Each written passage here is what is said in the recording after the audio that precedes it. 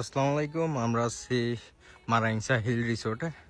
তো এখন দ্বিতীয় দিন আমাদের টোটালি ওয়ান নাইট আমরা এখানে স্টে করছিলাম।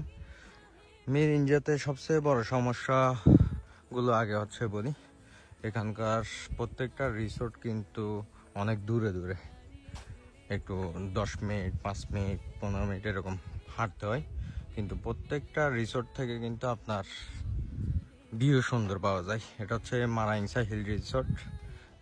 টোটালি বাংলাদেশের বেশিরভাগ মানুষই কিন্তু এই মারাইংসা হিল রিসোর্ট থেকেই কিন্তু মিরিঞ্জার নামটা বেশি শুনছে বা দেখছে, কারণ মারাইংসা হিলের যখন রিসোর্ট হয়েছিল তখন থেকে হচ্ছে যে সব সময় হচ্ছে যে মানুষ এই রিসোর্টের ছবি ভিডিও দেখতো, সেখান থেকে কিন্তু মিরিঞ্জার মূলত অনেকগুলো রিসোর্ট এরপর হয়েছে, কিন্তু মারাইংসা হিল শুরুর দিকে ছিল।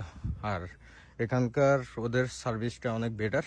যারা আসবেন অবশ্যই মারাইংসা হিলে থাকার চেষ্টা করবেন। আর মিরিঞ্জাতে প্রত্যেকটা রিসোর্টেই কিন্তু 10 মিনিট 15 মিনিট 20 মিনিট করে কিন্তু হেঁটে উঠতে হয় ট্রেকিংয়ের। তো যারা আসবেন অবশ্যই ট্রেকিং করে আসতে হবে। আর এখানে যেহেতু পাহাড়, পানি সমস্যা থাকে, তবে আমার সব দিক থেকে হচ্ছে যে মনে হয়েছে যে এখানকার যে খাবার, মিরিঞ্জার খাবারের কোয়ালিটিটা আরও বেটার করা দরকার। যারা বিভিন্ন রিসোর্টগুলো পরিচালনা করেন বা রেস্টুরেন্টগুলো পরিচালনা করেন, তারা চাইবেন যে খাবারটা আরও বেটার দেওয়ার জন্য। তো মারাইংসা হিলে কিন্তু অনেকগুলো রিসোর্ট আছে, অনেক দূরে দূরে কিন্তু সিঙ্গেল কটেজগুলো আছে।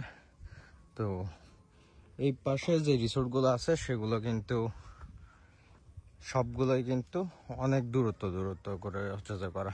টোটালি একটা রিসোর্ট থেকে হচ্ছে যে পাশাপাশি আরেকটা রিসোর্ট হচ্ছে যে দেখতে হলো আপনার 200-300 মিটার দূরে দূরে দেখতে পাবেন। তো যারা আসবেন মিরিঞ্জাতে অবশ্যই মারাইংসা হিলে থাকার চেষ্টা করবেন, বেটার একটা সার্ভিস পাবেন। আর ধন্যবাদ